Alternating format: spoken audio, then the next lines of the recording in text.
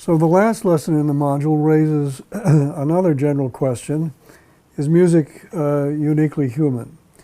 And let me begin by showing you again the slide that I showed you earlier on to point out that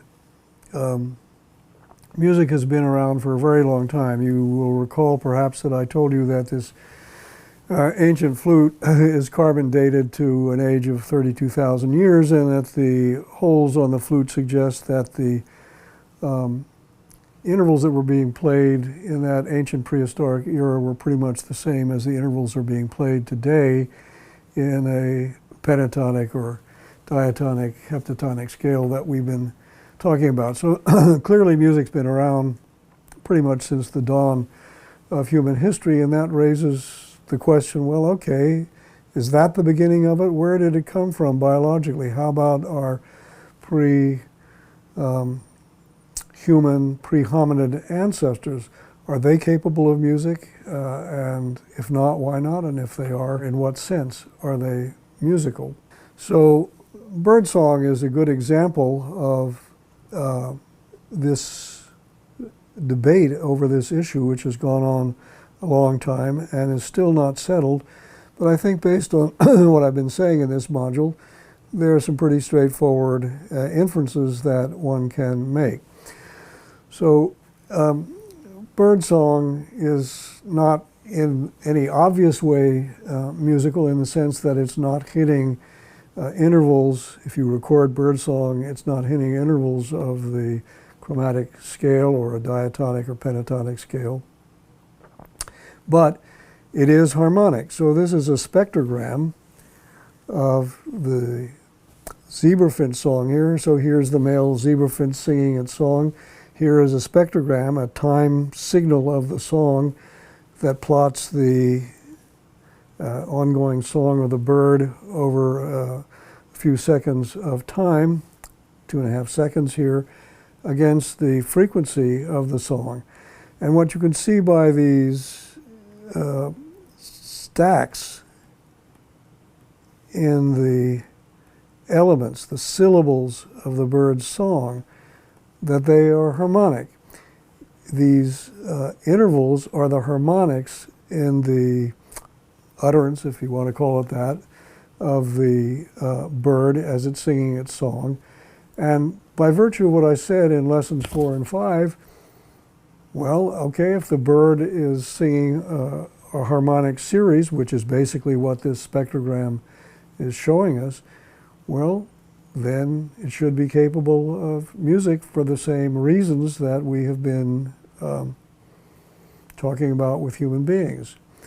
But birdsong is not obviously hitting the intervals of the chromatic scale, and there are many, of course, other animal vocalizations that are also harmonic series, that if you took a spectrogram of a frog or many other examples of animals that are communicating socially for purposes of mating and other biologically significant reasons, you'd find harmonics in many animal vocalizations, but they're not musical in the sense that we've been talking about it. Why is that?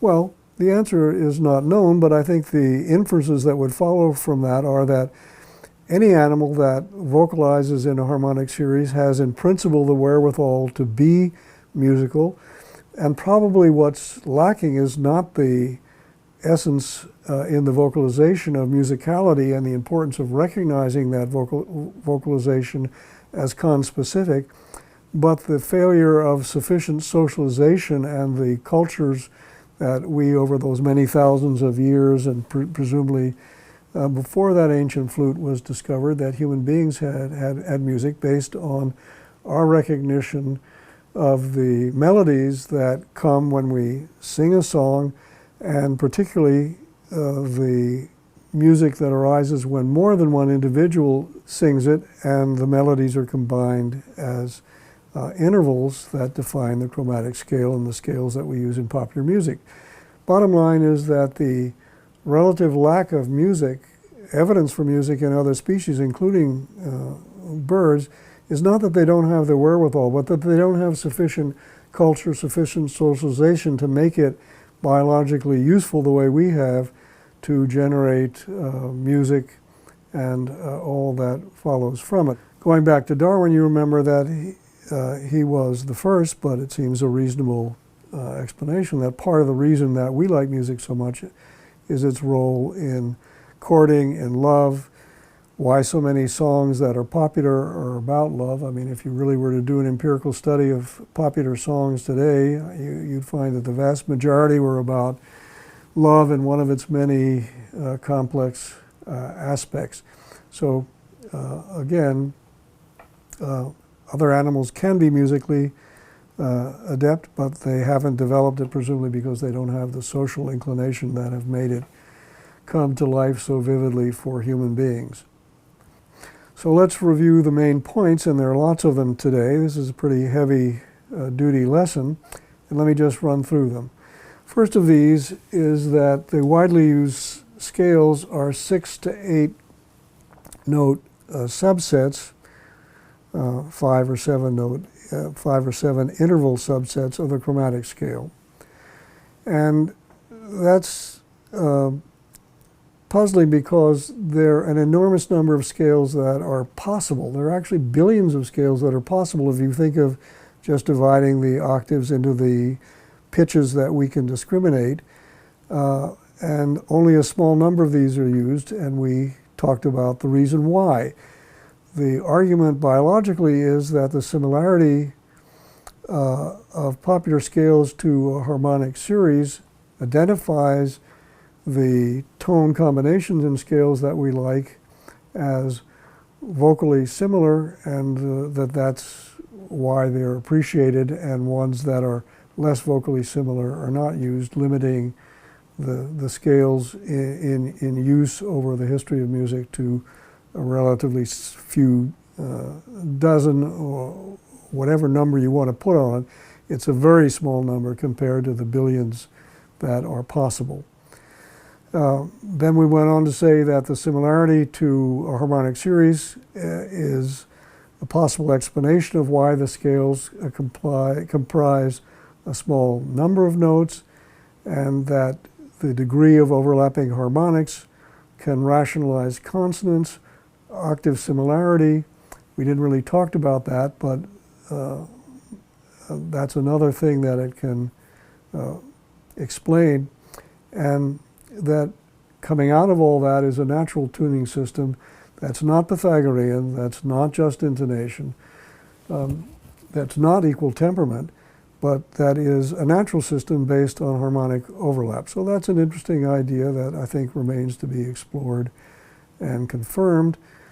A corollary that I mentioned in lesson 5 was that the chromatic scale and the semitone are really artifacts. They're conceptual, theoretical, didactic principles, but they're not actual scales or units of the octave that have a physical, biological basis. And finally, that given the biological basis of music, there's no reason that in principle other animals shouldn't have music, but it does appear to be almost exclusively human, perhaps uniquely human, not because other animals couldn't do it, but just because they haven't evolved the culture that and the degree of socialization that we have that makes it something that's advantageous in courting, in love, or whatever other context that the emotion that we're going to talk about next time makes it so important and attractive. So just to reiterate what we're going to talk about next time, we're going to talk about emotion in music. Why does it have emotion, and how does that play out in different cultures and the musical differences that are obvious in different cultural traditions?